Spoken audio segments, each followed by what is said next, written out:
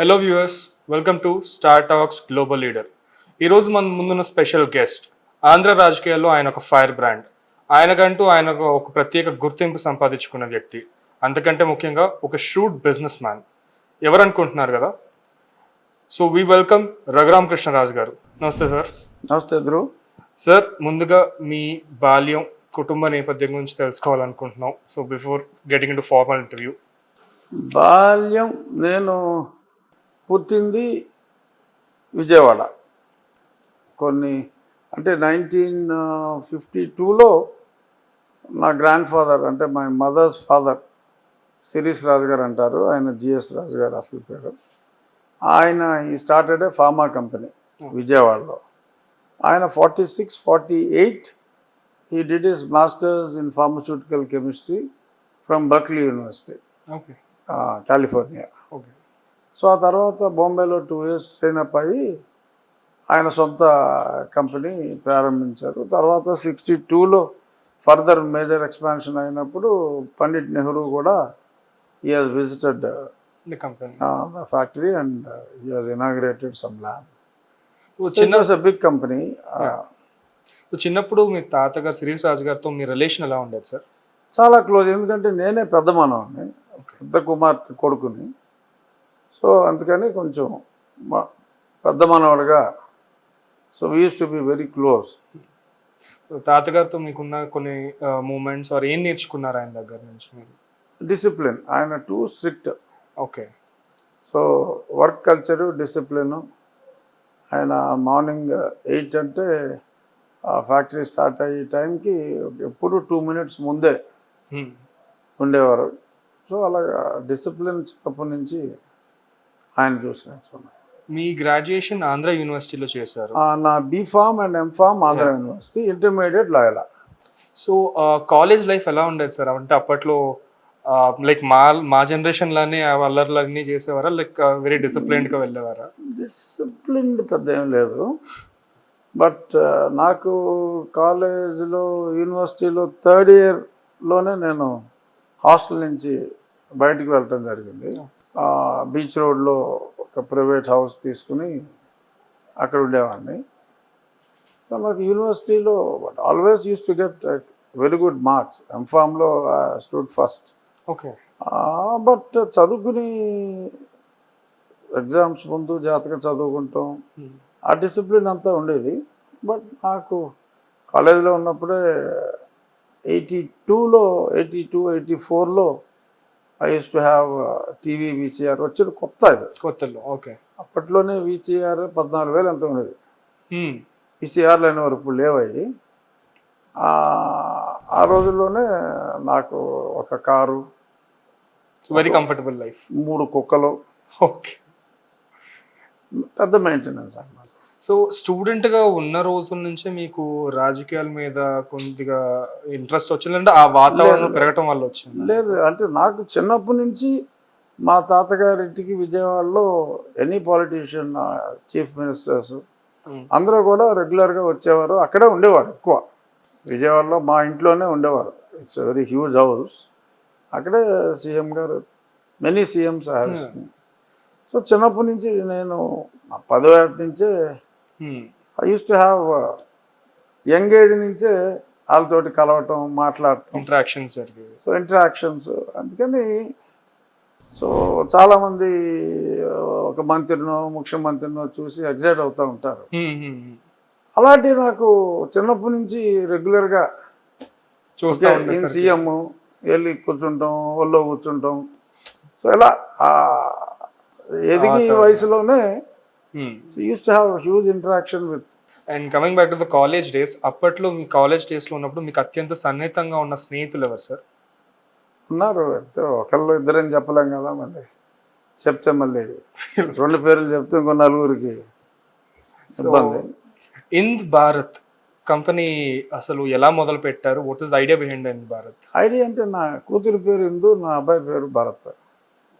అందుకే 4 పేరు మీద పెట్టాను. సో థర్మల్ పవర్ ప్లాంట్ అంటే 99లో పవర్, ప్రైవేట్ సెక్టర్కి పవర్ ఇచ్చినప్పుడు what was the idea sir? అసలు ఎట్లా స్టార్ట్ చేద్దాం అనుకున్నారు? అంటే అప్పుడే కొత్తగా పాలసీస్ వచ్చినాయి, power can be sold to private consumers అని. సో రెన్యూవబుల్ ఎనర్జీలో started with a small 6 megawatt biomass plant. Immediately within 1 year 20 megawatt gas based plant. అది కూడా థర్డ్ పార్టీ సేలే, third party sir. Group captive బేసిస్లో. So వెంట so ఇప్పుడు ఇంత బిజీగా ఉంటున్నప్పుడు మరి మీరు బిజినెస్ వైపు కూడా కాన్సన్ట్రేట్ చేయగలుగుతున్నారా? ఇప్పుడు my son is grown up. So కొన్ని పవర్ సెక్టర్లో ట్రబుల్స్ ఉన్నాయి. నేను తమిళనాడు గవర్నమెంట్ టైంకి పేమెంట్లు ఇవ్వకపోతే I file some cases. Okay. దానికి మళ్ళీ వాళ్ళు రివర్స్లో డబ్బులు ఇవ్వకపోగా counter so I had a big conflict. Okay. So ఉన్నాయి troubles, but my son is taking handling everything. So coming to the political arena, YSR గారితో మీ ఫస్ట్ పరిచయం ఎట్లా అయింది? ఆయనతో రిలేషన్ ఎట్లా? నా ఫస్ట్ పరిచయం సమ్వేర్ ఇన్ 91. 91. సో అప్పటి నుంచి వీఆర్ ఇన్. సో ఆ ర్యాప్ ఎలా ఉండేది సార్ ఇద్దరి మధ్య? చాలా క్లోజ్, ఎవరు ఇద్దరు ఫ్రెండ్స్ ఉన్నట్టే ఉండేవాళ్ళం. నేనేమి అంటే ఈ వాజ్ అప్పటికేంటి ఒకసారి ఏదో మంత్రి ఒకటి చేశారు ఆయన అంతే. Okay. Okay. But friendly nature, use to B quiet close. So అసలు రాజకీయాల్లోకి అంటే ఒక కంఫర్టబుల్ లైఫ్ బిజినెస్ అంతా ఉన్నప్పుడు అసలు మీరు రాజకీయాల్లోకి ఎందుకు రావాలనుకుంటున్నారు? వాట్ వాస్ ద అసలు సిచువేషన్? రాజకీయాల్లోకి నేను చిన్నప్పటి నుంచి నా ఫ్యామిలీ చాలా మంది ఉన్నారు. కనుమూరు బాబురాజు గారు my dad's younger brother. So ఆయన మంత్రి చేశారు, ఎంపీ చేశారు, ఆల్మోస్ట్ 4 సార్లు 5 సార్లు ఎమ్మెల్యే, 2 సార్లు ఎంపీ, కరెక్ట్, అన్నీ చేశారు. ఆయన ఫ్యామిలీ ఉన్నారు. బట్ నేను రాజశేఖర రెడ్డి గారు చనిపోయిన తర్వాత జగన్మోహన్ రెడ్డికి ఏదో అన్యాయం జరుగుతుంది, మంచి కుర్రోడు, అన్యాయం జరుగుతుంది అన్న ఉద్దేశంలో యాక్సిడెంటల్గా రాజకీయాల్లోకి ఇంట్రెస్ట్ లేదు, యాక్సిడెంటల్గా రావటం. తర్వాత ఇంకా ఎన్నో సంఘటనలు మళ్ళీ అతనికి నాకు పడకపోవటం. అంటే ఒక ఇండస్ట్రియలిస్ట్గా మీరు అంటే ఫర్ ఎగ్జాంపుల్ ఎవరైనా కానివ్వండి, ఒక ఇండస్ట్రీ స్టార్ట్ చేసినప్పుడు కొన్ని మైల్ స్టోన్స్ ఉంటాయి, కొన్ని విజయాలు ఉంటాయి. అలా మీ లైఫ్లో ఒక ఇండస్ట్రియలిస్ట్గా నేను సాధించిన విజయాలు ఇవి అని అడిగితే ఏమని చెప్పగలరు? విజయాలు అంటే in short span of maybe 12 years, so I become one of the prominent power sector business person. So ఇందాక మీరు తమిళనాడు గవర్నమెంట్తో ఒక రిఫ్ట్ వచ్చిందని చెప్పారు. సో ఒకనొక సమయంలో మీ మీద అవినీతి ఆరోపణలు కూడా చాలా ప్రత్యర్థులు చేశారు. దాని గురించి అక్కడే ఎప్పుడైతే నేను అక్కడ నాకు పేమెంట్ రాలేదని నేను కోర్టులకు వెళ్ళాను, despite court orders money release అవ్వాల. ఓకే. సో అవనప్పుడు కొత్తగా అదే టైంలో ఈ ఎన్సిఎల్టీలు ఇవన్నీ వచ్చినాయి. ఇప్పుడు 2 quarters దాటితే ఆటోమేటిక్గా so NCLT they would come into picture. So అలాగా నాకు my outstanding to the banks అది 200 కోట్లు ఉన్నప్పుడు నా receivable was more than 850 crores. Okay. నేను ప్రైమ్ మినిస్టర్ ఆఫీస్ రాసి డైరెక్ట్గా అది అక్కడి నుంచి తీసుకుని పే చేయమన్నా, సో అది అవలా. ఓకే. సో ఇదే అదే nobody could dare to even talk to Jayalalithaa. అప్పుడు అరుణ్ జైట్లీ గారిని కలిసా, సెక్రటరీ బ్యాంకింగ్ని కలిసాను. సో అంటే none of them they were able to talk to them. Target చేశారని అనుకుంటున్నారా ఆ ప్రభుత్వం? టార్గెట్ చేశారు, ఇక అనుకుంటానికి ఉంది, గడుగుడ్డ అక్కడ అందులో. సో వైసీపీ టీడీపీ, మళ్ళా వైసీపీ మళ్ళా టీడీపీ, ఈ రాజకీయ ప్రయాణంలో మోస్ట్ రిగ్రెటబుల్ ఎప్పుడైనా ఫీల్ అయ్యారా? నేను ఏదైనా ఛాలెంజ్గానే తీసుకున్నా. సో అన్నీ ఏదైనా పాసింగ్ క్లౌడే. సో రిగ్రెట్ ఏమి లేదు. సో వైసీపీ అధినేత అంటే అరౌండ్ 2013-14 ఆ టైంలో సో ఆయన మనస్తత్వం వ్యక్తిత్వం తెలిసి కూడా మళ్ళా అక్కడికి వెళ్ళి అక్కడి నుంచే పోటీ చేయాల్సిన అవసరం ఎందుకు వచ్చింది సార్? అక్కడ అవసరం ఎందుకు వచ్చిందంటే ఒకసారి మంచో చెడ్డో రాజకీయాల్లోకి దిగిన తర్వాత I don't want to be failure. 14లో ఆఖరి నిమిషంలో నా టికెట్ పోయింది. సరే జగన్ తోటి గొడవ పడ్డాను. I was to contest from Telugu Desam BJP అప్పుడు కలిసి. సో నర్సాపూర్ అంతకుముందు బీజేపీకి పోటీ చేసింది కాబట్టి సో అది బీజేపీ నుంచే పోటీ చేద్దాం అనుకుంటే ఆఖరి నిమిషంలో నా own uncle Bapiraju garu own brother in law, so తను వచ్చి ఏదో ఆర్ఎస్ఎస్ కనెక్షన్స్ ఉన్నాయని just because of grudge against me somehow he could manage and get the ticket. So ఆ తర్వాత బీజేపీ టీడీపీ విడిపోయిన తర్వాత టీడీపీలో ఉన్నా. టీడీపీ లాస్ట్ మినిట్లో there was some indication that I may not get the seat. Okay. మొహాటం ఉంది ఇందులో. అదే.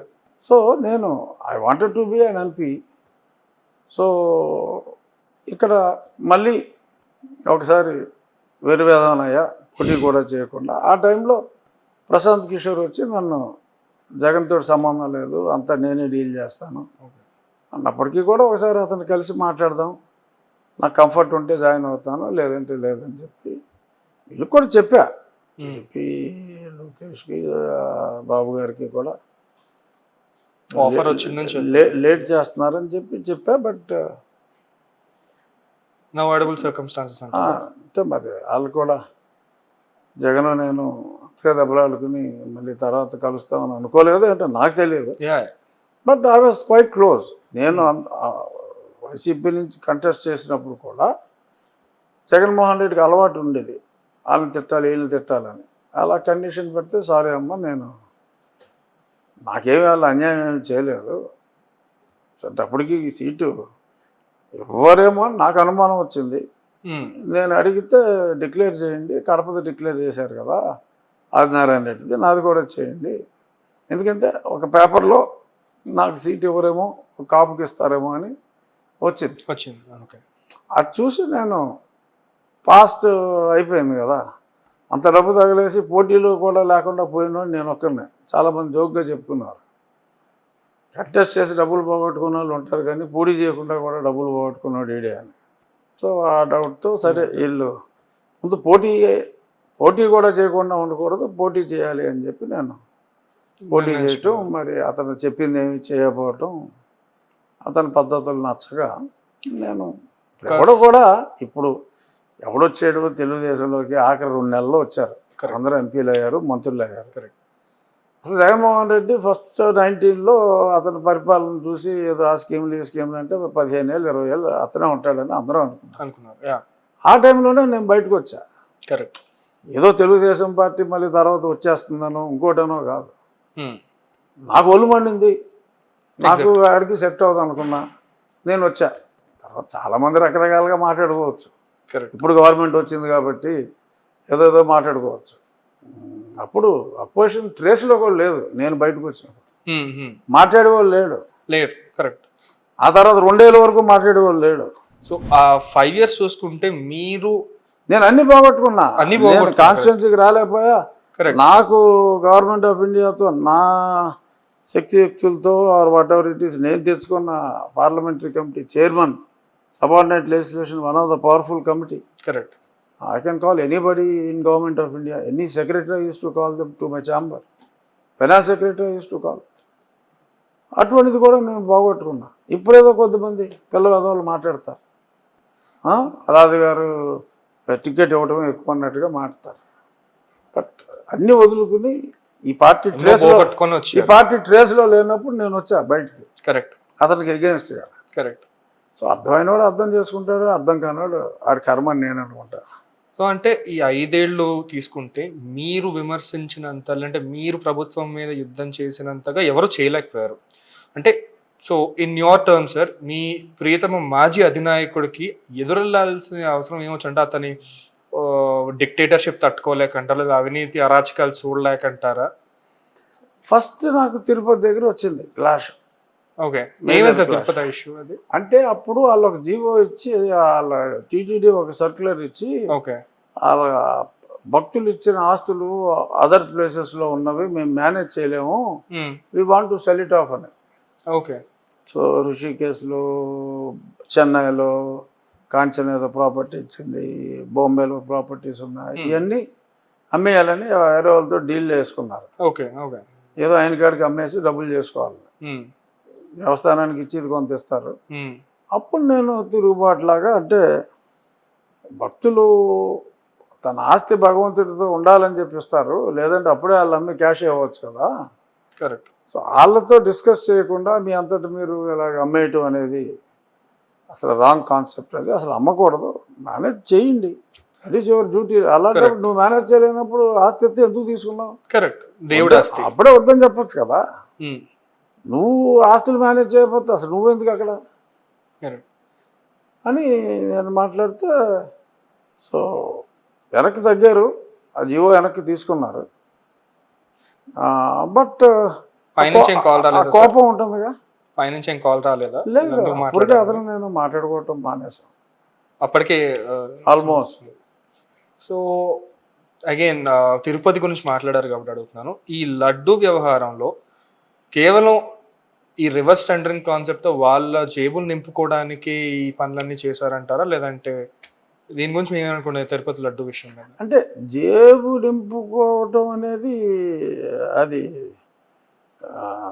అది సైడ్ బెనిఫిట్. ఓకే. అంటే ముందు ఆ టెండర్ పిలిచేవాడికి మినిమం కామన్ సెన్స్ ఉండాలి. కరెక్ట్. ఏంటంటే ఇప్పుడు ఆవు నెయ్యి, స్వచ్ఛమైన ఆవు నెయ్యి, దేనికైనా ఒక బేసిక్ ప్రైస్ అంటూ ఉంటుంది.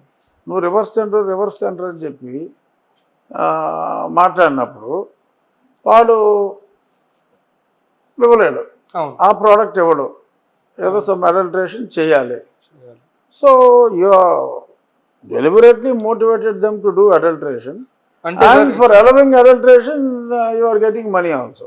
ఇక్కడ ఒక చిన్న లాజిక్ ఏంటంటే, నాకు అర్థం కాని లాజిక్ ఏంటంటే, కర్ణాటక మిల్క్ ఫెడరేషన్ వాళ్ళు కొన్ని సంవత్సరాలుగా వాళ్ళే సప్లై చేస్తున్నారు నందిని. అంటే తెలుగుదేశం అసలు ఎగ్జిస్టెన్స్ లో లేకముందు నుంచి వాళ్ళే సప్లై చేస్తూ వచ్చారు. సో ఎప్పటి నుంచి ఒక గవర్నమెంట్ సంస్థ దేవస్థానానికి సప్లై చేస్తుంటే ఆ కాంట్రాక్ట్ యాప్ ఇచ్చి మరి వీళ్ళు రివర్స్ టెండరింగ్ కాన్సెప్ట్ వీళ్ళు అంటే ఆలోచనలు ఏంటి వీళ్ళవి?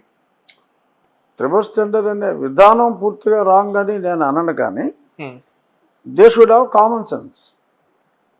బేస్ ప్రైస్ ఉండాలి. ఇప్పుడు సివిల్ టెండర్లు పిలుస్తావు, నువ్వు పిలిచినప్పుడు నువ్వు ఒక ఎస్టిమేషన్ వేస్తావు. కరెక్ట్.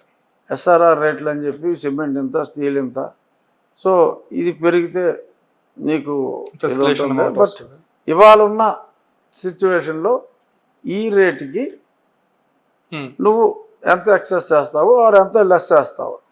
కరెక్ట్. ఎవడో నేను 40% లెస్ అన్నాడు అనుకో, వాడికి ఎవడో కాంట్రాక్ట్ ఇవ్వడు, ఎందుకంటే అడ్వాన్స్ తీసుకుని పోతాడని, unless is very highly reputed.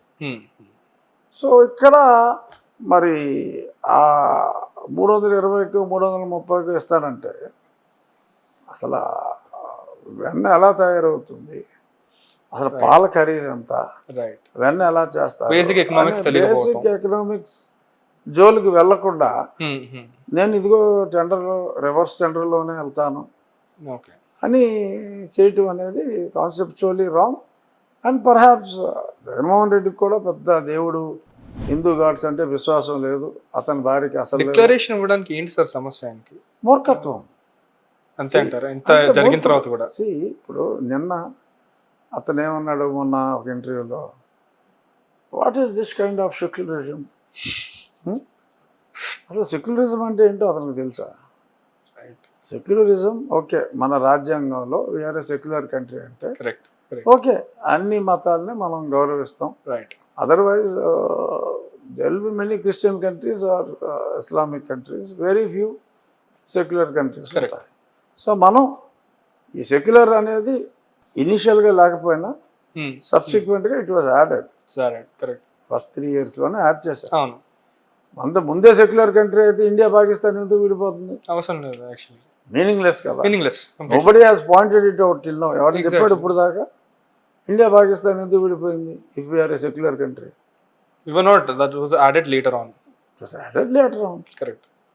Okay, మనం రాజ్యాంగంలో ఉన్నప్పుడు రాజ్యాంగాన్ని గౌరవించుకోవాలి. But that is for the country to accommodate and to give respect to all religions. You have become secular, but the place of worship that is specific to your religion. Correct. నువ్వు వెళ్ళి మసీదులో పూజలు చేయవు రోజు, వాళ్ళు వచ్చి ఇక్కడ పూజలు చేయరు. For example, Mecca is the holiest place for Muslims. Did any other religion fellow enter Mecca till now? As per the history, no. You will be thrown out. Correct. No other religion fellow is supposed to enter Mecca. Correct. ఎందుకు? వాళ్ళ ఆచారాలు కానివ్వండి, వాళ్ళ highest worship place. అలా మనకు వెంకటేశ్వర స్వామి గుడి highest worship place. Is one of the highest worship place. అలాగే కేరళలో Guruvayurappa is one of the highest worship place. Guruvayurappa despite Yesudas even having left Christianity, still they did not allow him ఈ రోజు దాకా. వాళ్ళేమో అది కూడా పెట్టుకోవాలా డిక్లరేషన్ ఇచ్చి. ఇక్కడ ఈ గుళ్ళో ఇది ఒక రూల్ ఉంది ఎప్పటి నుంచో. They have to give declaration that I have faith on this god. అన్యమతస్థుడైన గురువాయూరప్పలాగా రాకూడదని పెట్టకుండా ఐ హ్యావ్ ఫెయిత్ అని చెప్పి డిక్లరేషన్ ఇచ్చి రావచ్చు అని పెట్టారు. Is a known Christian. Correct. So ఎవడో దొంగచాటుగా వచ్చి వెళ్ళిపోతే మనిషి మొహం మీద వీడు క్రిస్టియన్ హిందూ అని ఉండదు కదా. ఉండదు. సో బొట్టెట్టుకుంటే హిందూ అనుకుంటాం, లేదంటే ఎవడైనా కావచ్చు. సో ఇతను యాజ్ ఎ నోన్ పర్సన్ వెళ్ళినప్పుడు డిక్లరేషన్ సైన్ చేసి వెళ్ళాలి. దాన్ని అనవసరంగా అతను కాంట్రవర్సీ చేస్తున్నాడు. ఇన్నేళ్ళు ఒక్కసారి secularism has got nothing to do with the temple rituals. Correct. Temple rituals are highly religious, sentimental, religious which belong religious to their religion principles. Correct. నేను క్రిస్టియన్, నేను ఎంత రాకూడదు, నా కంట్రీ ఇది అని చెప్పి అంటే ఎలా కుదురుతుంది? ఆ గుళ్ళు ఆ రూలు. మామూలుగా మనం మసీదులకు వెళ్ళొచ్చు, మక్కా ఎందుకు రానివారు? జగన్మోహన్ రెడ్డి వెళ్ళి నేను జమా మసీద్కి వెళ్ళాను, లేకపోతే ఇంకో మసీద్కి వెళ్ళాను, నువ్వు నన్నెందుకు రానివ్వని చెప్పి గొడవ చేస్తే కాలుకి వెళ్ళి తీసి పంపేస్తాను అక్కడ. Correct. And perhaps in Christianity I don't remember the particular అది అందులో ఆ నెంబర్లు ఏమి ఉంటాయి కదా. బట్ అందులో God is only one, that is be you should not worship any God అని ఉంది. సో ఇతర దేవుళ్ళని ప్రార్థించినా మీరు శిక్షింపబడదురు దేవుడి దృష్టిలో అని చెప్పి ఆ తెలుగులో రాసిన వాటిలో ఉంటుంది. నేను ఆ ఫ్రెండ్స్ కూడా చూపెట్టాను. సో అందుకని చెప్పి ఇతను డిక్లరేషన్ ఇస్తే మరి వీళ్ళు హర్ట్ అవుతారని ఒక భయం ఉండొచ్చు. అతను vote bank, solid vote bank 22%, though on paper it's only less than 2%. Actual Christians in Andhra Pradesh they cross 22%. So ఆ ఓట్లు పోగొట్టుకోకూడదని అతనికి ఉందేమో, అదే లేదు అతని మైండ్లో. బట్ అతను విశ్వాసం ఉంటే సంతకం పెట్టి వెళ్ళాలి, విశ్వాసం లేకపోతే వదిలేయాలి. What kind of a country is this? What kind of secularism is this అంటే అర్థం కాకపోతే అవడం చేస్తాడు. Is unnecessary trying to confuse every one. Only few people may get influenced by his wrong message. But people are clear what he has. ఎవరికైనా clarity లేకపోతే ఇదిగో నేను ఇలా నీతో ఇంకొకరితో మాట్లాడిన వాళ్ళందరితోటి నేను క్లారిటీ అయితే ఇస్తున్నా. దాని గురించి నా మీద ఆందోళన చేసినా ఎన్ని చేసినా నేనైతే క్లియర్గానే ఉన్నా. I'm very clear in my thoughts. Correct. So దాన్ని ఎక్స్ప్రెస్ చేయడంలో నేను తప్పలేదు, ఎవరికే భయపడి. ఎందుకంటే నేను కాన్స్టిట్యూషన్లో ఉన్నది చెప్తున్నా. కరెక్ట్. నేను ఎమ్మెల్యేగా ప్రమాణ స్వీకారం చేసినా, గతంలో ఎంపీగా ప్రమాణ స్వీకారం చేసినా కూడా రాజ్యాంగానికి కట్టుబడి ఉంటానని చెప్పి చెప్తున్నాను. సో రాజ్యాంగానికి వ్యతిరేకంగా నువ్వు మాట్లాడితే ఎలా? సో అగైన్ 14-19 మధ్య చూసుకుంటే దాదాపుగా మీరు చావు అంచుల దాకా వెళ్ళి వెనక్కి వచ్చారు. 1920 చావు అంచుల దాకా వెళ్ళి 3 సార్లు వెళ్ళి వచ్చారు. అండ్ ఒకనొక టైంలో అయితే మిమ్మల్ని ఎట్టి పరిస్థితుల్లో ఈ రాత్రికి రఘురామరాజు అనే వ్యక్తి ఉండడానికి వీల్లేదు అనే స్టేజ్ దాకా వెళ్ళిపోయారు వాళ్ళు. సో అసలు ఏంటి సార్ అది వాళ్ళ ఆలోచన? అంటే అసలు మీ మీద ఎందుకు అంత కక్ష ఆయనకి? అసలు ఆ రోజు ఏం జరిగింది? అంటే ఇదే ఇంట్లో ఇక్కడి నుంచి తీసుకెళ్లారు మేము.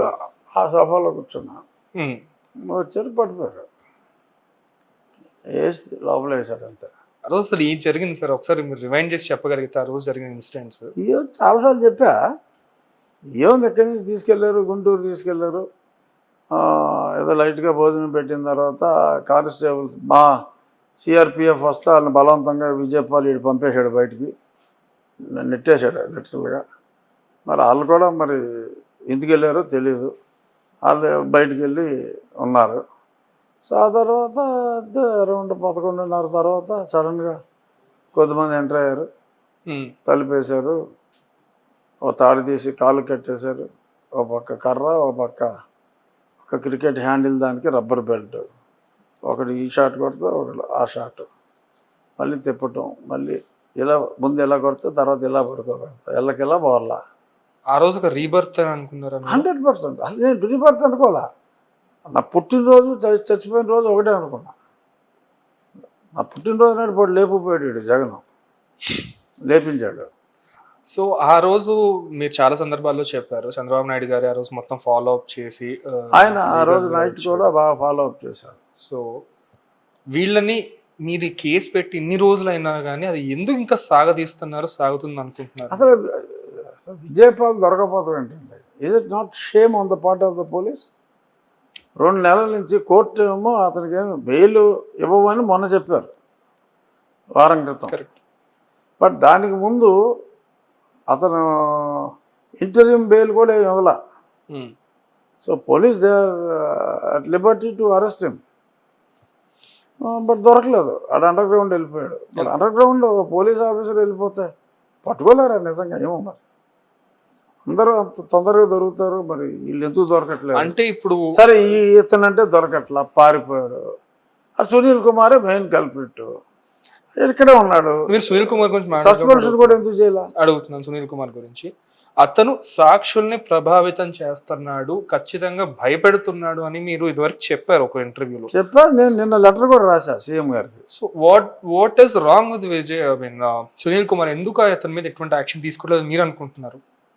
ఏమో అతను ప్రలోభ పెడతాడు. నా వెనకాల ఒక 50 లక్షల మంది నా రిలీజియన్కి సంబంధించిన వాళ్ళు, నా కమ్యూనిటీకి సంబంధించిన వాళ్ళు ఉన్నారు, నేను ఎటు చెప్తే అటే ఓటేస్తారు. ఏమైంది మొన్న? మరి జగన్మోహన్ రెడ్డి చెప్పాడు, ఏమైంది? జగన్మోహన్ రెడ్డికి ఎన్ని సీట్లు వచ్చింది? But he tries to influence the political parties with this. నాకు ఇంతమంది ఓటర్లు ఉన్నారని బ్లఫ్. కరెక్ట్. ఎవడోటే వేస్తాడు, ఎంతో 1000 మంది వేయచ్చు, లేకపోతే 2000 మంది వేయచ్చు. సరే అలా చూసుకున్నా కానీ వాళ్ళు లెట్స్ సే వాళ్ళ వైపు ఉన్న వాళ్ళందరూ ఓట్లు వేసినా కానీ there will be significant change in the number of the seats. But still ఆ చేంజ్ కనపడకపోగా కానీ ఎందుకు ఇంకా వీళ్ళని స్పేర్ చేస్తున్నారని అనుకుంటున్నారు మీరు? అదే మరి చూడాలి, ఇంకా దేనికైనా ఒక లిమిట్ ఉంటుంది. శిశుపాలుని చంపడానికి కూడా 100 తప్పులు అలౌ చేశాడు కృష్ణుడు. మరి ఇంకా ఇతను ఎన్ని తప్పులు అలౌ చేస్తాడో చంద్రబాబు నాయుడు గారు చూడాలి. సో తెలుగుదేశం పార్టీ, వైఎస్ఆర్ కాంగ్రెస్ పార్టీల మధ్య మీరు ప్రధానంగా మీకు అనిపించిన తేడా ఏంటి? మీరు చూసిన డిఫరెన్స్ ఏంటి సార్ వీళ్ళకి వాళ్ళకి? అంటే ఆనెస్ట్గా చెప్పండి సార్. నాకు ఆనెస్ట్గానే, ఇప్పుడు అక్కడ నాయకుడు దుర్మార్గుడు, వాళ్ళ పార్టీ అధ్యక్షుడు దుర్మార్గుడు, ఇక్కడ ఈ పార్టీ అధ్యక్షుడు మంచివాడు. మంచిదనాన్ని చేతకంతనంగా తీసుకుంటున్నారు అంటారు మీరు? లేదు, మంచివాడు డజన్ మీన్ చేతకానివాడు. పాపం మంచివాడు అంటలా, మంచివాడని అంటున్నా. పాపం మంచివాడు అంటే మీనింగ్ వేరుగా ఉంటుంది. Is a very good administrator, ఆచితూచి నిర్ణయాలు తీసుకునే వ్యక్తి. సో కాబట్టి అండ్ గవర్నెన్స్లో తప్పులు జరిగే అవకాశం లేదు. ఒక్కొక్కసారి judgement might be wrong, but it won't be a deliberate attempt to do something wrong. తెలియక తప్పులు జరగవచ్చు. In an anxiety do something good, it may not turn out to be as good as you think. Correct. అలాంటి ఏదైనా aberrations ఉంటే ఉండవచ్చు, కానీ deliberate mistakes అనేది చంద్రబాబు నాయుడు గారు ఆయన చేయలేరు. సో అగైన్ రఘురామరాజు అంటే అందరికీ కావాల్సిన వాడు, ఆయనతో ఎవరు వైరం పెట్టుకోవాలని అనుకోరు.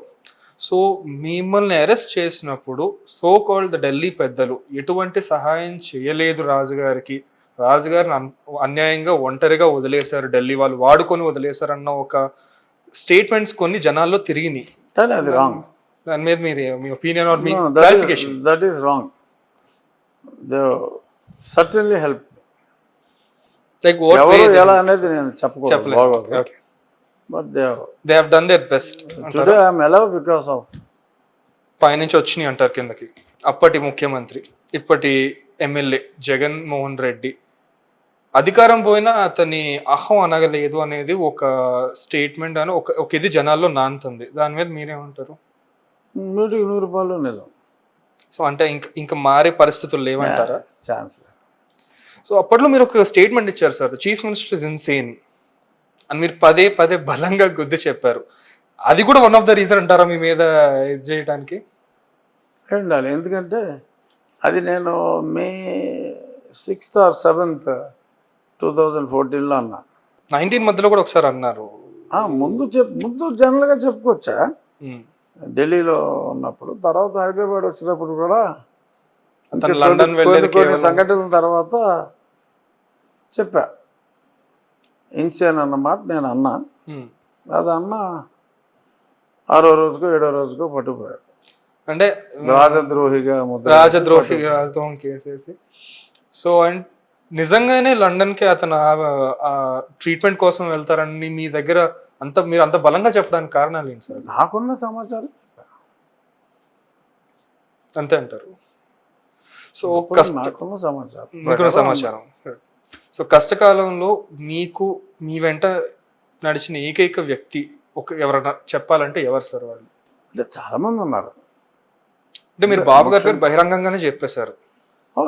నేను ఆయన రెగ్యులర్గా కొన్ని రోజు 10 సార్లు మాట్లాడుకునే రోజులు కూడా ఉన్నాయి. ఓకే. సో అగైన్ 9/24 ఎలక్షన్స్ ముందు, ఒక 7 నెలల ముందు మీరు ఒక స్టేట్మెంట్ ఇచ్చారు. తెలుగుదేశం, జనసేన, బీజేపీ పొత్తు ఏదైతే జరిగిందో దానికి ఆద్యులు మీరు. జరిగిందో అనలా, అప్పుడు ఏది జరగల. You are the first one to initiate it. Yes, జరుగుతుంది అని చెప్పింది నేనే. కరెక్ట్. ఈ 3 పార్టీలో ఏ పార్టీ కూడా మాట్లాడక ముందు, చెప్పక ముందు, చాలా ముందు, నేను ఆల్మోస్ట్ 2 years నుంచి చెప్తున్నా, రాబోయే రోజుల్లో ఈ 3 పార్టీలు కలుస్తాయి. సో దానికి ఆద్యం పోసింది మీరే అని చాలా మంది చెప్తా ఉంటారు. ఇప్పుడు కామన్ సెన్స్ అమ్మా. 2-2.5 సంవత్సరాల క్రితం ఈ 3 పార్టీలు కలవాలి, ఈ 3 పార్టీలు కలుస్తాయి, నేను ఉమ్మడి అభ్యర్థిగా పోటీ చేస్తాను అని నేను అట్లీస్ట్ 2.5 years నుంచి చెప్తున్నారు. అయిపోతుంది, ఎనీ మూమెంట్ అవుతుంది, కలుస్తాయని నేను వీళ్ళెవరికి కూడా క్లారిటీ లేనప్పుడు, అసలు కలవగలమా అనుకున్నప్పుడు కూడా నేను చెప్తానే ఉన్నా. ఎందుకంటే నా ట్రయల్ నేను వేస్తున్నాను, నాకు కొంత నమ్మకం ఉంది కాబట్టి చెప్తున్నా. సరే, శాస్త్రం చెప్పే బల్లి కుర్చీలో పడి వచ్చింది అన్నట్టు నాకు సీట్ రాకుండా పోయింది, అది వేరే విషయం. దానికి 1,00,000 కారణాలు. సో దాని మీద కూడా మేము పబ్లిక్ని అడిగినప్పుడు కొంతమంది దగ్గర కొన్ని ఒపీనియన్స్ మీకు క్వశ్చన్గా ప్రజెంట్ చేస్తున్నాం. దానికంటే ముందు ఒక క్వశ్చన్ సార్. చంద్రబాబు నాయుడు గారు అరెస్ట్ అయిన రోజు మీ మైండ్లో మీకు వచ్చిన ఫస్ట్ ఆలోచన, లేదంటే మీరు ఎక్స్పెక్ట్ చేసిన ఫ్యూచర్ ఏంటి? ఆయన తప్పు చేసి ఉంటారంటారా? లేదు, ఆయన తప్పు చేయలేదన్న సంగతి నాకు అబ్సల్యూట్ క్లారిటీ ఉంది. ఇప్పుడు నేను యూఎస్లో ఉన్నా. ఓకే. దానికి ముందు నేను యూఎస్కి వెళ్ళే ముందు ఢిల్లీలో వీఆర్ టుగెదర్. జస్ట్ 10 రోజుల ముందు ఎన్టీ రామారావు గారి కాయిన్ రిలీజ్లో కలిసే ఉన్నాం. ఆ ముందు రోజు వచ్చారు, మేము కలిసే ఉన్నాం. ఆ రోజు లంచ్ వి హ్యాడ్ టుగెదర్. ఆ ఫంక్షన్ జరిగిన రోజు అంతా కలిసే ఉన్నాం. ఆ తర్వాత నేను అక్కడ యూఎస్కి వెళ్ళినప్పుడు ఇది జరిగింది. దానికి ముందు వీళ్ళు ఏదో మూవ్ చేస్తున్నారు అన్న చిన్న డౌట్ ఉంది నాకు. బట్ అంత పిచ్చి పని చేయరు అని అనుకున్నా. ఎందుకంటే ఎలక్షన్ ముందు ఇంకా బంగారుపాలెంలో అటు ఇటుగా ఉన్నదాన్ని కూడా బంగారుపాలెంలో ఇచ్చినట్టే అవుతుంది, ఆయన అరెస్ట్ చేస్తే. అంత పిచ్చి పని చేయడు జగన్మోహన్ రెడ్డి అని అనుకున్నాను నేను. 53 రోజులు ఆల్మోస్ట్ 75 ఏళ్ళ వ్యక్తి మరీ దారుణం నరకం చూపించారు ఆయనకి. కానీ ఆయనలో ఎటువంటి భయం కానీ బెరుకు కానీ కనపడలేదు అంటారు. సో ఆ అరెస్ట్ అయిపోయిన తర్వాత, రిలీజ్ అయిన తర్వాత మీరు కలిసారు ఆయన్ని. So how was he sir? Release అయిన నెక్స్ట్ డే కలిసారు. అదే ఆ రిలీజ్ అయిన రోజు ఆయన రాజమండ్రి నుంచి 20 గంటలు, విజయవాడ, అదే 10 గంటలు 12 గంటలు పట్టింది. ఆ టైంలో ఈ హిమ్సెల్ఫ్ నాకు ఆయన ఫోన్ చేశారు. అచ్చెన్నాయుడు ఫోన్ నుంచి వాసు మాట్లాడతారని చెప్పి నాకు అచ్చెన్నాయుడు గారు ఫోన్ ఇచ్చాడు. ఎలా ఉన్నారు సార్ ఆయన అప్పటికి? అంతే మొండిగా ఉన్నారా లేదంటే He was, ఇంకేమైనా పెరిగిందా ఆయనలో పట్టుదల? అంటే ఫోన్లో మాట్లాడతాం కదా నేను. బట్ ద వెరీ ఫ్యాక్ట్ అంత బయటకు వచ్చిన తర్వాత కూడా ఇమీడియట్గా కొద్దిమందిని ఆయన చూస్ చేసుకుని, ఐ థింక్ 10 మందితో అంతమందితో మాట్లాడి ఉంటారు. ఆ చూస్ చేసుకున్న 10 మందిలో నేనున్నా. ఆయన నాకు ఫోన్ చేశారు, చాలా థ్యాంక్స్ అమ్మా, మీరు అందరూ బాగా కష్టపడ్డారు అని చెప్పి ఆయన మాట్లాడారు. ఆ తర్వాత ఎయిర్పోర్ట్కి ఆయన అక్కడి నుంచి ఇక్కడికి వచ్చినప్పుడు నెక్స్ట్ డే నేను బేగంపేట ఎయిర్పోర్ట్కి వెళ్ళి ఆయన్ని. సో ఒక జనాల్లో అంటుంది ఏంటంటే రఘురామ్ రాజు గారు అంటే చంద్రబాబు నాయుడుకి అత్యంత గురి ఉన్న వ్యక్తి. నేనంటే ఆయనకి చాలా ఇష్టం, అందులో ఎటువంటి అనుమానం లేదు. ఎట్లా అంటే మీ మాట అంటే ఆయనకి అంత నమ్మకమా లేదంటే ఏంటి సార్ అది? మాట అంటే నమ్మకం ఉందా లేదా అన్నది అది నేను చెప్పలేను, కానీ నేనంటే ఆయనకి ఇష్టం అన్నది నిజం. ఇద్దరు వ్యక్తులు కలిసినప్పుడు అవతల వ్యక్తి నీతో ఇష్టంగా మాట్లాడుతున్నాడా, మొహం ఏమన్నా తేడాగా పెట్టుకున్నాడా అనేది తెలిసిపోద్ది. సో ఆయన నన్ను, నేనంటే ఆయనకి ఇష్టం, ఆయన అంటే నాకు గౌరవం. సో ఇది ఇప్పుడే కాదు, నేను ఎంపీ అయిన కొత్తలో ఒక 7-8 months నేను రెగ్యులర్గా విజయవాడ నుంచి వీకెండ్కి హైదరాబాద్ వచ్చేవాడిని, కాన్స్టిట్యున్సీలో ఉండేవాడిని. తర్వాత నాకు స్టేట్ ఎంట్రీ పోయింది. మోస్ట్లీ నేను ఎక్కే ఫ్రైడే ఫ్లైట్ చాలాసార్లు చంద్రబాబు నాయుడు గారు విజయవాడ నుంచి కరోనాకు ముందు, ఆ కరోనా టైం నుంచి అసలు నా ఎంట్రీ పోయింది ఇక్కడికి. ఇనిషియలీ డ్యూ టు కరోనా, తర్వాత ఇంకో 3-4 నెలలకి అసలు మొత్తం కట్ అయిపోయాం. అప్పుడు కూడా ఫ్లైట్లో రెగ్యులర్గా యూస్ టు ఇంటరాక్ట్ విత్. నేను ఎంపీ కింద నెగ్గిన ఆ నెల రోజుల నుంచే many times we met in the flight. Okay. Vijayawada నుంచి హైదరాబాద్ వచ్చినప్పుడు ఆయన రెగ్యులర్ ఫ్లైట్కి వచ్చేవారు, ఇండిగో లాస్ట్ ఫ్లైట్కి. నేను ఇండిగో లాస్ట్ ఫ్లైట్కి వచ్చేవాడిని ఎవ్రీ ఫ్రైడే ఈవినింగ్. అప్పుడు కూడా నేను ఆ పార్టీ ఎంపీ కింద నెగ్గినప్పుడు కూడా always we had an excellent relation. ఎప్పుడు గ్యాప్ లేదు. నేను ఆ పార్టీకి వెళ్ళినప్పటికీ కూడా no gap. So coming back again elections ముందుకు వస్తే, మీరు ఆఫీషియల్గా వైసీపీ నుంచి ఎగ్జిట్ అయిపోయి సార్ చంద్రబాబు నాయుడు గారి సభలోనే మీరు పాల్గొన్నారు, మాట్లాడారు, అంతా అయిపోయింది. సో కానీ మీకు సీట్ రాలేదు. దీని మీద జనాలు చిన్న పోల్ లాంటిది ఒకటి పెడితే మాకు వచ్చిన, అంటే అవుట్ ఆఫ్ ఒక 10-20 మందిని అడిగినప్పుడు కామన్గా మాకు వచ్చిన ఆన్సర్ ఏంటంటే, సో కాల్డ్ ద ఢిల్లీ పెద్దలు రఘురామరాజు గారిని రాజకీయంగా వాడుకున్నారే తప్ప వాళ్ళు ఆయన కావాల్సిన సీట్ రాకపోవడానికి కూడా కారణం వాళ్ళే అనేది ఒకటి ఉంది. ఆ టాక్ ఉంది, అదేమంటారు? అది చంద్రబాబు నాయుడు గారు నాకు భారతీయ జనతా పార్టీ నుంచి సీట్ ఇప్పించాలని చెయ్యని కృషి అయితే లేదు. అది 100కి 100 నిజం. మరి అయినా రాలేదు అంటే మరి దానికి కారణం ఒక్క ఫాలోఅప్ ఉంది సార్. పబ్లిక్ గెస్ట్ అంతే. మీరు ఓకే అంటే ఒక ఫాలోఅప్ క్వశ్చన్ ఉంది దీనికి. బీజేపీ రాష్ట్ర అధ్యక్షురాలు పురంధేశ్వరి గారి మీకు సీట్ రానివ్వకుండా చేశారు, ఆ టికెట్ వాళ్ళ పార్టీ వ్యక్తి అయిన భూపతి రాజు గారికి వెళ్ళింది, దీని వెనకాల మాజీ ముఖ్యమంత్రి హస్తం కూడా ఉన్నది అనేది ఒక టాక్ ఉంది. దాని మీద ఏమంటారు? అంటే ఇక్కడ స్లైట్లీ డిఫర్. పురంధరేశ్వర్ గారు ఆవిడ ఏలూరు సీట్ అడిగారు, కానీ ఈ Narsapur seat from her side అడగల, ఏలూరు సీటే అడిగారు. కరెక్ట్. ఇవాళ కానీ అక్కడ ఐ థింక్ జగన్మోహన్ రెడ్డి ఇన్ఫ్లుయెన్సే ఎక్కువ. నేను భారతీయ జనతా పార్టీ నుంచి పోటీ చేయకూడదు అనేది ఆయన ఉద్దేశంలాగా అనిపించింది నాకు.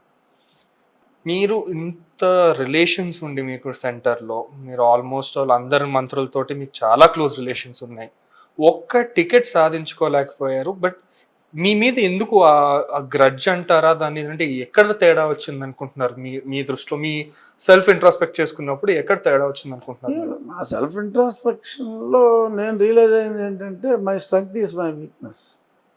ఓకే, ముక్కుసూటితనమే ఏదైనా కారణం అంటారు. ముక్కుసూడితనం I don't say it is my strength. Perhaps that might be my weakness. But in general in one word చెప్పాలంటే నా బలమే నా బలహీనత. Okay, fire enough. 151 సీట్లతో అధికారంలోకి వచ్చి దేశంలోనే దేశ రాజకీయాల్లోనే ఒక ట్రెండ్ సెట్టింగ్ విక్టరీగా జగన్మోహన్ రెడ్డి గెలిచారు. అతను 11 స్థానాలకి పడిపోయాడంటే అంటే జనం స్మార్ట్గా ఉన్నారా, లేదంటే మీ పార్టీ కానివ్వండి, ప్రస్తుతానికి మీ పార్టీ కానివ్వండి, మీ అధినాయకత్వం కానీ జనాల్ని మౌల్డ్ చేసుకోగలిగారంటారా? అంటే బేసిక్గా ఇది జగన్మోహన్ రెడ్డిని ఓడించాలి అని జనం డిసైడ్ అయ్యారు. మీ కృషి కొంతవరకే అంటారు? మా కృషి to convey the public about his atrocities. Right. Yes, అక్కడ మా కృషి ఉంది. అతను దుర్మార్గుడని చెప్పాలి కదా, అది మేము ఎగ్జాంపుల్స్ తోటి సహా చెప్పాం. సో పబ్లిక్ అది రీచ్ అయ్యి డిసైడ్ అయ్యారు, ఇన్ని తీసేయకపోతే చాలా కష్టం రా బాబు అని. Okay. So anti Jagan wave గట్టిగా కొట్టింది. ఇంక మళ్ళా వీళ్ళు పుంజుకునే అవకాశం ఉందంటారా? ఇప్పుడు 19లో తెలుగుదేశం ఓడిపోయినప్పుడు యాంటీ టీడీపీ కాదు అది. నాకేదో ఒక అవకాశం ఇమ్మన్నాడు, సరే చూద్దాం, అది ప్రో జగన్ ఎలక్షన్లో వెళ్ళిపోయింది తప్ప it was not anti TDP. But whereas ఈ election it's mainly anti Jagan, not even anti YCP. Anti Jagan single హ్యాండెడ్గా అతన్ని జగన్ అనేవాడు ఒక రాక్షసుడు అని ఆ పచ్చి నిజం ప్రజలందరూ గ్రహించి ఇతను వదిలించుకోవాలనుకున్నారు.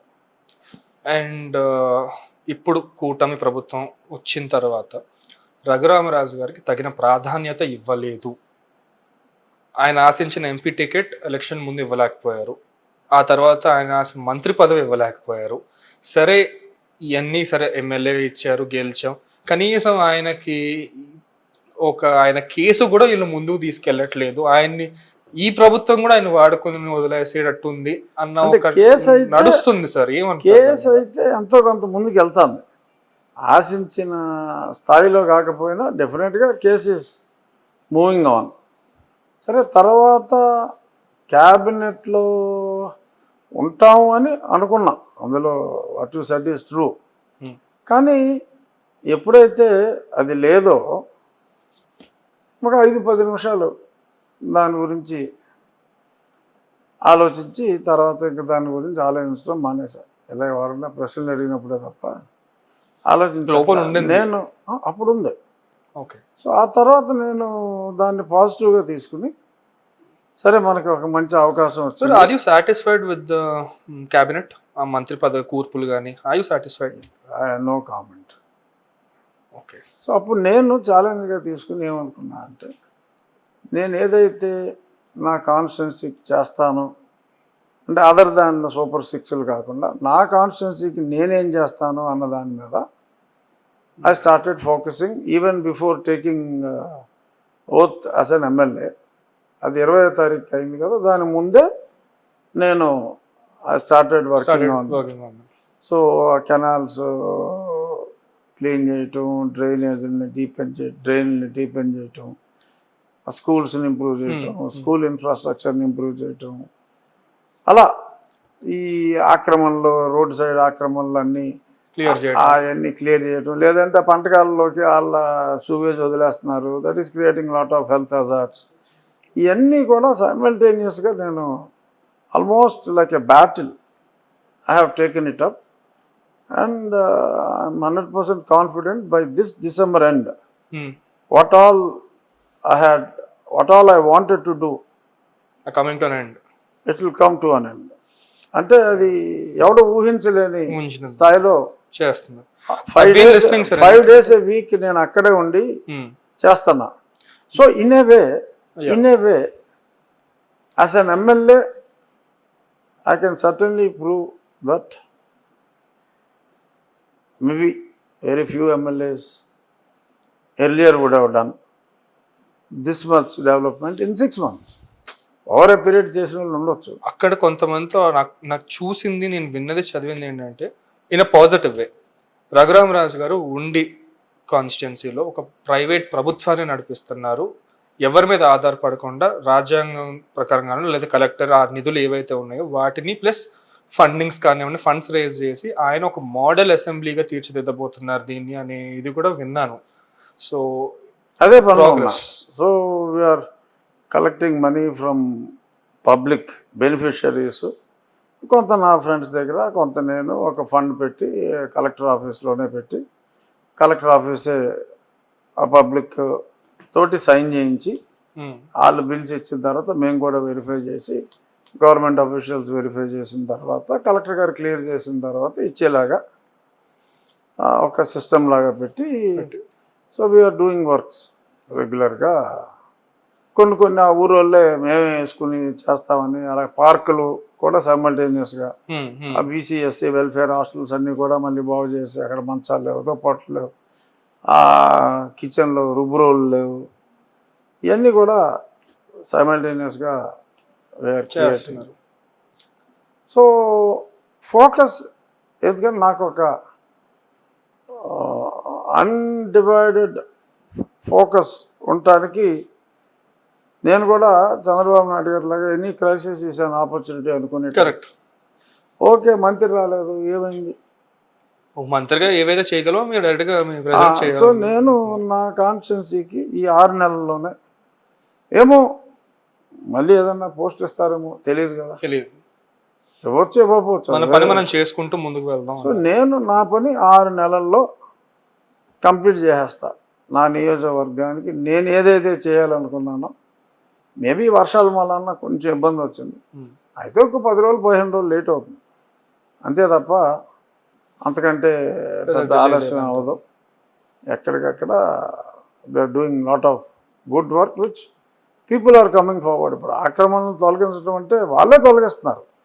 చెప్పి మీకు ఆల్రెడీ సైట్లు అలాట్ అయినాయి కదా, అక్కడికి మీరు షిఫ్ట్ అవ్వండి, అక్కడ హౌస్ కన్స్ట్రక్షన్ మొదలెట్టుకోండి, అందాక మీరు ఉండడానికి కావాలంటే 3 నెలలకి బయట ఎక్కడైనా ఉండండి, మీరు 3 నెలల్లో ఇల్లు కంప్లీట్ చేసుకోకపోతే మీ సైట్ కూడా క్యాన్సిల్ అవుతుంది, ఈ 3 నెలలు బయట అద్దెకు ఉండండి అని చెప్పి, అద్దెకు ఉండడానికి కూడా ఒక 6,000 ఎంతో కావాలంటే కూడా నేను ఆ అమౌంట్ కూడా అరేంజ్ చేస్తాను.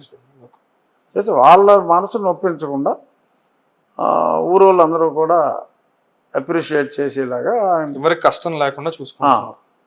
ఎవరికి చిన్న ఇబ్బంది కొద్ది రోజుల పాటు ఉంటుంది కొద్దిమందికి, బట్ ఊరికి మంచిది, ఆ ప్రజల ఆరోగ్యానికి మంచిది, ఇవన్నీ దృష్టిలో పెట్టుకుని సో ఐఎమ్ గోయింగ్ హెడ్. ఆ రకంగా ఈ 3 నెలల్లో నాకు ఏ పదవి లేకపోయినా నేను ఒక నిమిషం కూడా ఖాళీగా లేకుండా ముందు ఇంట గెలిచి రచ్చగలుద్దాం, సో ముందు మన కాన్స్టిట్యున్సీని బాగా చేశాడు అన్న పేరు తెచ్చుకుందాం అని చెప్పి ఆ పనిలో ఉన్నా. ఆ తర్వాత ఏదైనా పదవి ఇస్తారా ఎవరా అనేది ఐఎమ్ లీస్ట్ బాదర్డ్. ఎందుకంటే the way people they are giving respect to me, it is unbelievable. నేను ఎప్పుడు వెళ్ళినా కూడా ఎయిర్పోర్ట్కి వెళ్తే ఇంట్లో వ్యక్తిగా భావిస్తున్నారు అందరూ కూడా, ఈవెన్ ఏజ్డ్ ఉమెన్ అందరూ కూడా. ఈ 100 days లో you were very few of the MLAs who are more accessible to the people. ఏ టైంలో వచ్చినా కానీ మీరు సాయం చేయడానికి ఎప్పుడు కూడా నేను నా ఏరియానే కదా, నాకు అసలు రకరకాల ఏరియాల నుంచి కూడా ఫోన్ చేస్తూ ఉంటారు, రాజుగారి సమస్య ఉంది మీరు ఎవరితో మాట్లాడంటే. ఫార్చునేట్గా నేను ఎవరితో మాట్లాడినా కూడా చాలామంది నాకు తెలిసిన వాళ్ళు ఉంటారు, కొంతమంది నాకు తెలియకపోయినా నేను తెలిసిన వాళ్ళు ఆల్మోస్ట్ అందరూ ఉంటారు కాబట్టి, so they are also cooperating and I'm able to do justice to my people, not only my people, even others out of my constituency also. Correct sir. So happy. So ప్రజల్లో ఉన్నంతసేపు అల్టిమేట్గా ప్రజాస్వామ్యంలో ఏ post ఇవ్వాలన్నా ప్రజలే ఇవ్వాలి. So long as I have people with me, ఏదో ఈ ఇవన్నీ పోస్ట్ ఇచ్చాడు, ఈ పోస్ట్ ఇవ్వలేదు. Nothing bothers you much. Again coming to Chandrababu Naidu గారు సార్, ఆయన మిమ్మల్ని ఎమ్మెల్యేగా మీ పేరు ప్రతిపాదించినప్పుడు ఉండి నియోజకవర్గాన్ని సెలెక్ట్ చేసుకోవడానికి మీరు what is this thing sir? లేదు, నా హోమ్ విలేజ్ వచ్చి ఉండి, అంటే ఓకే ఆ, ఉండి నియోజకవర్గంలో నా స్వగ్రామం. ఓకే ఓకే, సో అందుకని మా అందుకని ఉండే తీసేసుకున్నారు. నా ఫాదర్ది, నా మదర్ ఫాదరు, మా గ్రాండ్ మదర్ ఊరు అన్నీ కూడా ఉండిలోనే వస్తాయి, ఆ నియోజకవర్గంలోనే ఆ నియోజకవర్గంలోనే వస్తాయి. ఓకే. అండ్ సొంత నియోజకవర్గం. సొంత నియోజకవర్గం.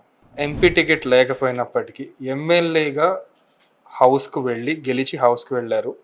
సో అదే హౌస్లో ఏ వ్యక్తి అయితే మిమ్మల్ని ఇబ్బంది పెట్టారో తిరిగి అదే వ్యక్తికి మీరు గుణపాఠం చెప్పే అవకాశం మీకు వచ్చిందని అనుకుంటున్నారా? అదే అనుకుంటున్నా, అందుకని అతను రావాలి కదా.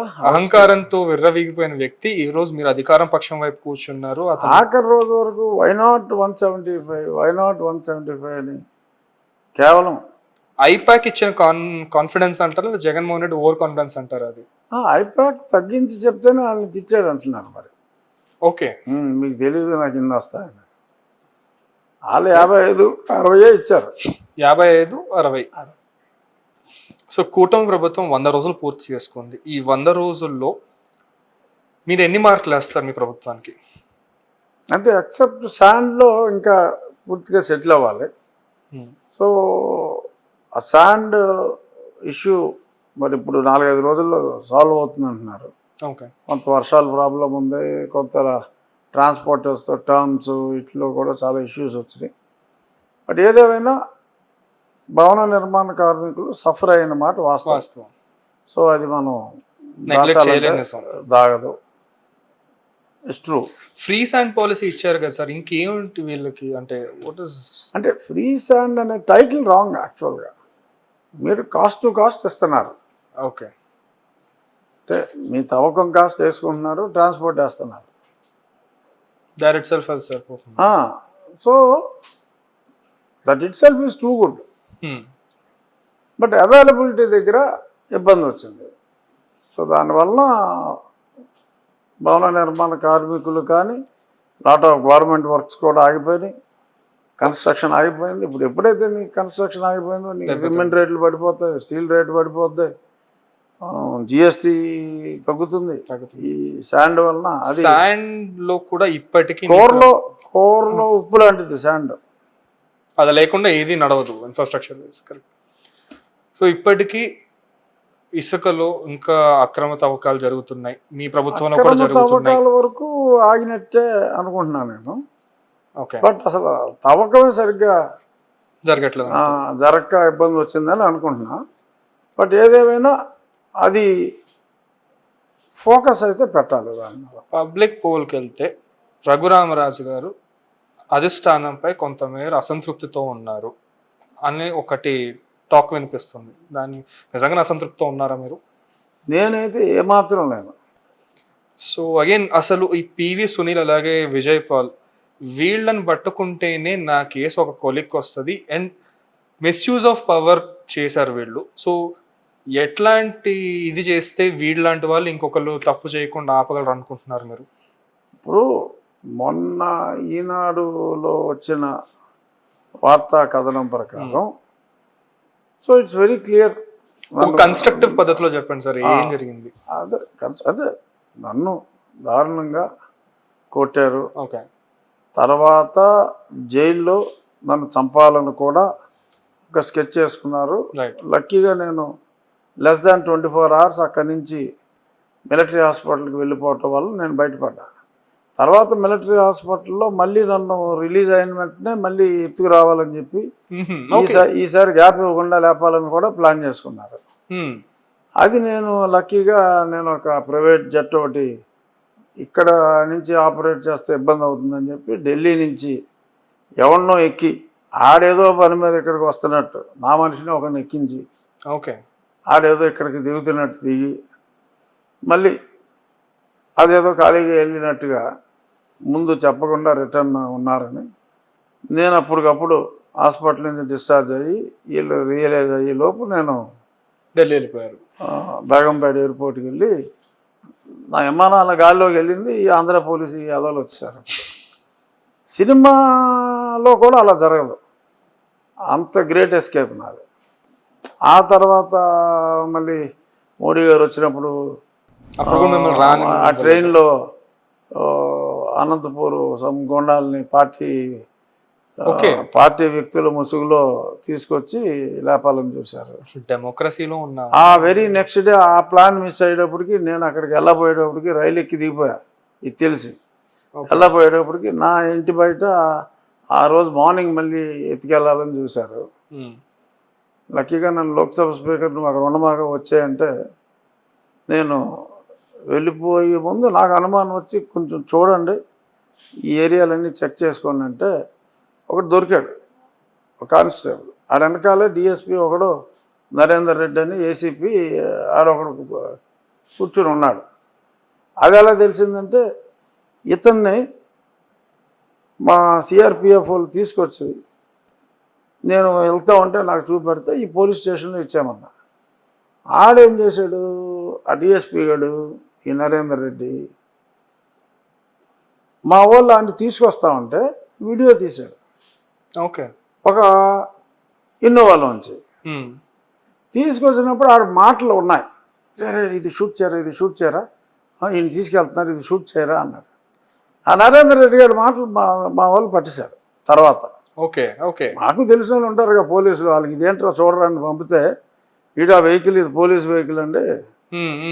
తర్వాత వేరే వీడియోలో ఈ పోలీస్ వెహికల్ కనపడింది, వేరే వాడు ఎవడో తీసి మళ్ళీ పెట్టాడు. ఆ వీడియోలో యువతల నుంచి తీసిన దాంట్లో పోలీస్ జీప్ కనపడింది. ఈ పోలీస్ జీప్ నుంచి తీసిన దాంట్లో ఆ నరేందర్ రెడ్డి గారి వాయిస్ వినపడింది. సో వీళ్ళందరూ ఇక్కడ కాపు కాసి అక్కడ మోడీ ఫ్లై అయిన వెంటనే, మీటింగ్ అయిన వెంటనే, చాపర్ టేక్ ఆఫ్ అయిన వెంటనే వీళ్ళు నన్ను వేసేయాలని చెప్పి ఇక్కడ మాట వేసి కూర్చున్నారు. ఓకే, అలా ఎన్నిసార్లు చావు తప్పించుకొని వచ్చినాడు. ఇంకా నన్ను ఎవడేం చేస్తాడు బొక్క అనేది నా ధైర్యం. Right sir. అండ్ దీనికి కన్స్ట్రక్టివ్ ఫాలో అప్ ఒకటి, ఈ మొత్తం వ్యవహారం నడిపించింది అప్పటి ఐపీఎస్ అధికారి సీతారామాంజనేయులు, సజ్జల రామకృష్ణ డైరెక్షన్ లో జరిగింది. సో ఇది వాస్తవం అంటారు వాళ్ళ పక్క. ఇప్పుడు ఎందుకు నన్ను ఇక్కడ అరెస్ట్ చేస్తున్నప్పుడు వీడు ఒక ఐప్యాడ్లో షూట్ చేస్తున్నాడు, ఒక కానిస్టేబుల్ ఐప్యాడ్లో ఎలా షూట్ చేస్తున్నాడు. ఐప్యాడ్లో షూట్ చేసేటప్పుడు అవతల పక్క చూసేవాడు కూడా కనపడతాడు మూల. అక్కడ ఈ సజ్జలు కనపడ్డాడు. అండ్ సజ్జలు కనపడితే ఇక్కడ ఆ టైంకి ఇక్కడ ఉన్నాడు నాకు తెలిసిన అబ్బాయి విజయ్ అని, ఇదిగో సజ్జలు ఉన్నాడు, సజ్జలు గడ చూస్తున్నాడు అన్నాడు. అక్కడ వెళ్ళిపోయారు వాళ్ళు. ఆయన్ని పట్టుకుని ఈ కానిస్టేబుల్ గారు వెనకాల గార్డెన్లోకి తీసుకెళ్ళి కొలబొడిచేశారు. ఓకే, నువ్వు ఎక్కడ మళ్ళీ సజ్జలు కనపడ్డాడని మాట్లాడితే చంపేస్తావు నా కొడక అని చెప్పి ఈ ఇంటి వెనకాల గార్డెన్లో కొట్టేశారండి. దరిద్రులు. అతన్ని చేర్చలేదా సార్ మీరు? ఇతని మీద కూడా ఇతను డైరెక్షన్లోనే జరిగింది ఇదంతా అని మీరు? జగన్మోహన్ రెడ్డి కదా ఇతని డైరెక్షన్ ఇచ్చింది. అండ్ వీడియో అంటే గుర్తొచ్చింది సార్, అప్పుడు మిమ్మల్ని కస్టోడియల్ టార్చర్ చేస్తున్నప్పుడు కూడా జగన్మోహన్ రెడ్డి వీడియో కాల్లో ఉన్నారని కూడా మీరు ఓపెన్ గా స్టేట్మెంట్ ఎందుకంటే ఇతను షూట్ చేయడం నేను చూసా. షూట్ చేసింది తర్వాత తెలిసింది నాకు, తర్వాత నాకు తెలిసింది ఏంటంటే ముందు అసలు నా కళ్ళ గంతలు కట్టి జగన్మోహన్ రెడ్డి ఇంటికి తీసుకురమ్మన్నా అంట. ఫస్ట్ అతని చేతులతో కొట్టాలని, వెనకాల సిఆర్పిఎఫ్ వాళ్ళు ఫాలో అవుతున్నారంటే మీ ఇంటికి కేసు వస్తే ఇబ్బంది అవుతుంది, మీకు ఎందుకు, మీ చేతికి ఎందుకు మట్టి అవ్వటం, మేము కొట్టి చూపిస్తాగా అని చెప్పి సునీల్ అభయం ఇచ్చి ఈ లైవ్ టెలికాస్ట్ సిస్టమ్ పెట్టాడు. ఓకే, సో అగైన్ ఇప్పుడు క్యాడర్లో అంటే తెలుగుదేశం పార్టీ క్యాడర్లో వినిపిస్తుంది ఏంటంటే క్యాడర్ తీవ్రమైన అసంతృప్తితో ఉంది.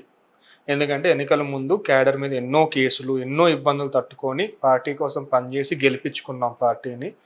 ఇప్పటికీ కూడా వైసీపీ ఫేవర్లో ఉన్న వాళ్ళకి పనులు జరుగుతున్నాయి తప్ప మమ్మల్ని పట్టించుకునే నాదుడే లేడు అనేది క్యాడర్ తీవ్రమైన దీంట్లో ఉంది. దీని మీద మీరు ఏమంటారు? అంటే మీరు నిజంగానే ఆ గ్యాప్ ఉందా క్యాడర్కి అంటే అధిష్టానానికి మధ్య అని నేను వింటున్నా. ఓకే, నా నియోజకవర్గం వరకు లేదు నాకు తెలిసి. ఓకే, ఎందుకంటే ఏదో అందరూ వచ్చి లెటర్లు ఇమ్మంటారు, ఎవరో కూడా డైరెక్టర్ పోస్టులు అడగట్లా. ఓకే వచ్చిన వాళ్ళందరూ చైర్మన్లనే అడుగుతున్నారు. ఓకే ఓకే సరే వాళ్ళు ఎందుకు డిస్ప్యూట్ చేయాలి? ఎమ్మెల్యేలు అందరూ ఆ ఊర్లో ఉన్న అందరికీ అన్ని కార్పొరేషన్ చైర్మన్లు ఇవ్వమని రాస్తున్నారు. ఓకే సో 175 మంది ఎమ్మెల్యేలు ఉన్న 50 కార్పొరేషన్లకి వాళ్ళ నియోజకవర్గంలో వాళ్ళకి చైర్మన్లు ఇమ్మని చెప్పి లెటర్లు అయితే ఇచ్చారు.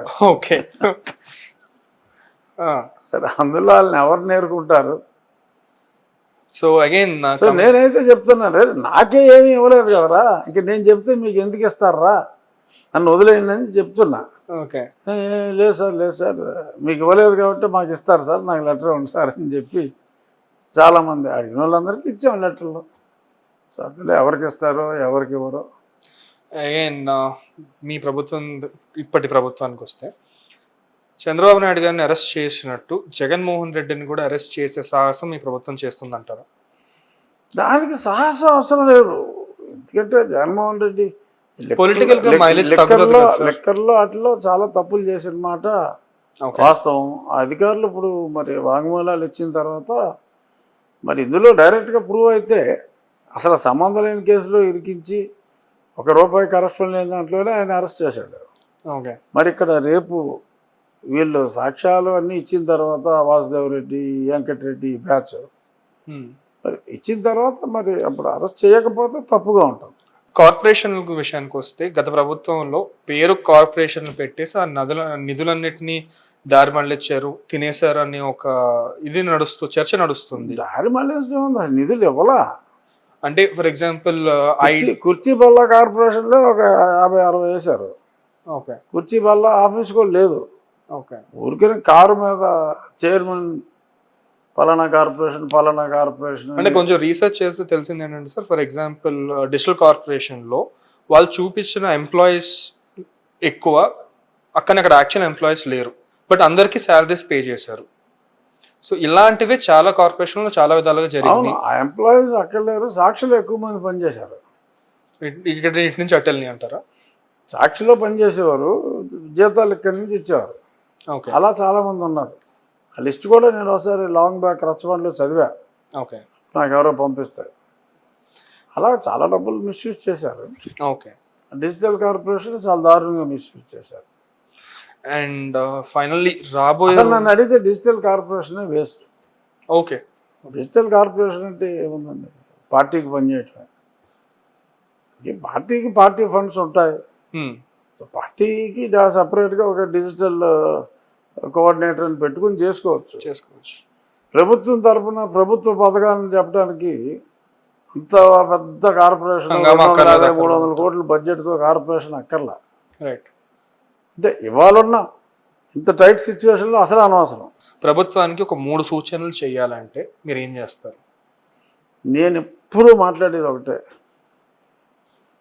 Free education, okay free health, okay improve tremendously the education infrastructure and the hospital infrastructure. Okay రూపాయి ఖర్చు లేకుండా మనం వైద్యం విద్య ఇస్తే ఎవరికి ఏం అక్కర్లా. Enough government of India schemes are there. దానికి మనం కొన్ని 60-40 ఉంటాయి, కొన్ని 50-50 ఉంటాయి. ఆ గవర్నమెంట్ ఆఫ్ ఇండియా స్కీమ్స్ని అవన్నీ సంక్షేమ పథకాలు కరెక్ట్. మన మార్జిన్ మనీ మనం ఇచ్చి మన ప్రభుత్వ నిధుల్ని ఫ్రీ ఎడ్యుకేషన్ అండ్ ఫ్రీ హెల్త్కి ఖర్చు పెట్టగలిగితే రాష్ట్రం ఎంతో బాగుపడుతుంది, ప్రజలు ఎంతో సంతోషంగా ఉంటారు. ఓకే. అండ్ రాబోయే 5 ఏళ్లలో చాలా మందికి నచ్చకపోవచ్చు. రాబోయే 5 సంవత్సరాల్లో ఉండి నియోజకవర్గానికి మీ ప్రణాళికలు ఏ విధంగా ఉన్నాయి? అసలు 5 సంవత్సరాల గురించి నేను ఆలోచించట్లా. ఈ డిసెంబర్ నాటికే నా ప్రణాళిక అంతా నేను అమలు చేసేస్తా. ఓకే. నాకు ఆక్రమణలు లేని రోడ్డు, హరితహారంతో ఉన్న రోడ్లు, అంటే కాలువల పక్కన, స్కూల్లో మంచి ప్లే గ్రౌండ్ ఇన్ఫ్రాస్ట్రక్చరు, ఎక్కడ ఆల్మోస్ట్ ఒక 1500 నుంచి 1800 మందికి కూర్చోడానికి సీట్లు లేవు. Okay okay. సో అవన్నీ కూడా ఆర్డర్ పెట్టి వరుసగా వస్తున్నాయి. ఓకే. సో మంచి స్పోర్ట్స్ ఇన్ఫ్రాస్ట్రక్చరు, స్కూల్ ఇన్ఫ్రాస్ట్రక్చరు, టాయిలెట్ల వరకు చాలా వరకు ఆ నాడు నేడులో కట్టారు, ఇంకేం చేయలేదు. సో లాట్ ఆఫ్ ఇంప్రూవ్మెంట్స్ అన్నీ చేస్తున్నాం. అండ్ డ్రింకింగ్ వాటర్ ఫెసిలిటీస్ మంచి క్రియేట్ చేయటం. సో ఇదంతా నేను పంచవర్ష ప్రణాళికలు లేవు నాకు, వాటర్ 6 మాసాల ప్రణాళికే 6 నెలల్లో కంప్లీట్ ఎకో సిస్టమ్ సెట్ చేస్తే that will take care of. ఆటోమేటిక్గా. And last question sir, Vijayawada floods రీసెంట్గా తీసుకుంటే ఒక 3 బోట్లు వచ్చి కృష్ణా నదిని ప్రకాశం బ్యారేజ్ని హిట్ చేశాయి అని ఉంటుంది. దీని వెనకాల ఖచ్చితంగా పొలిటికల్ ఇదే ఉందంటారా? ఉందని అందరూ అంటున్నారు. అంటే నేను అంత తెలివితేటలు వీళ్ళకి ఉన్నాయా అనేది నాకు డౌట్. అంటే ఇది ఆలోచిస్తే ఇది ట్విన్ టవర్ని కూల్చివేయాలి అంటే ఎంత ఆలోచన కావాలో, అంటే అప్పటికప్పుడు ఫ్లడ్ వస్తుందని ఊహించి ఆ బోట్లు అక్కడ కట్టుకుని అవి వదిలేయాలని అంత తెలివితేటలు వీళ్ళకి ఉన్నాయా అని వైసీపీ వల్ల తెలివితేటల మీద నాకు కొంత డౌట్ ఉంది. ఓకే ఓకే, ఒకవేళ అది యాక్సిడెంటా లేదంటే, బట్ ఆ మూడు బోట్లే రావటం, దానికి ఆ రంగులు ఉండటం ఏమో అయి ఉండొచ్చేమో అన్న అనుమానం కూడా చీఫ్ మినిస్టర్ గారి డెడికేషన్ కి ఆ రోజుల్లో ఆల్మోస్ట్ అర్ధరాత్రి 3-4 వరకు కూడా ఆయన పనిచేసిన రోజు అది బేభత్సం. సో అసలు ఎలా సార్ మీ అధినాయకుడు గారు, మీ అధినాయకత్వానికి, మీ అధినాయకుడికి ఎట్లా అంత ఓపిక ఎక్కడి నుంచి వచ్చింది? ఆయనకు ఉన్నదే ఓపిక. ఓకే. సో ఆయన ఆ 10 రోజులు మరి ఒక వ్రతంలాగా, ఆడవాళ్ళు వ్రతం చేస్తే ఎంత నిష్టగా ఉంటారో అంతకు మించిన నిష్టతో మరి ఆయన అందరినీ మోటివేట్ చేసి, ప్రజలు ఇబ్బంది పడ్డారు no doubt, but to bring them out. మాజీ ముఖ్యమంత్రి గారు ప్రకటించిన ₹1 వచ్చినాయి అంటారా సీఎం రిలీఫ్ ఫండ్కి? డౌట్. అంటే వీళ్ళకి ఇవ్వనన్నారుగా, వాళ్ళు ఖర్చు పెడతా ఉన్నారు. నా ముందే చెప్పాడు వీళ్ళకి ఇవ్వనని. Right sir. వాళ్ళు ఖర్చు పెడతా ఉన్నారు. వాళ్ళు కొన్ని పాల పొట్లాలు, కొన్ని మంచినీళ్ళ పొట్లాలు ఇవన్నీ ఇచ్చారు. మోర్ దాన్ 1 crore ఖర్చు పెట్టారని అన్నారు. జగన్మోహన్ రెడ్డి ఒక చిన్న పారిశ్రామికవేత్తలు కూడా మరి ₹1 పైన ఇస్తున్నారు. మరి జగన్మోహన్ రెడ్డి గారు కూడా మరి అంత, ఒకప్పుడు ఏంటి, ఇప్పుడు కూడా ఆయన సిమెంట్ ఉంది కదా, ఆయన డైరెక్ట్గా లేరు కదా అనే చెప్తారు. 49% stake is with his family. Right. ఉన్నా ఆయన పేరు మీద ఉన్నాయి షేర్లు. ఓకే. సాక్షిలో నేను లేనని చెప్తున్నాడు. బట్ ఆ సిమెంట్లో, భారతీయ సిమెంట్స్లో 49% స్టేక్ జగన్ అండ్ ఫ్యామిలీకి ఉంది. 51% ఆ వీకా సిమెంట్ ఎవరికో ఇచ్చారు. అమరావతి ఎప్పటికి పూర్తి చేయాలనుకుంటున్నారు సార్ మీ ప్రభుత్వం? నా ఉద్దేశం మాక్సిమం 2.5 yearsలో ఒక షేప్కి వచ్చేస్తున్నాను. Okay. Thank you so much sir for giving your time. Right. Thank you sir.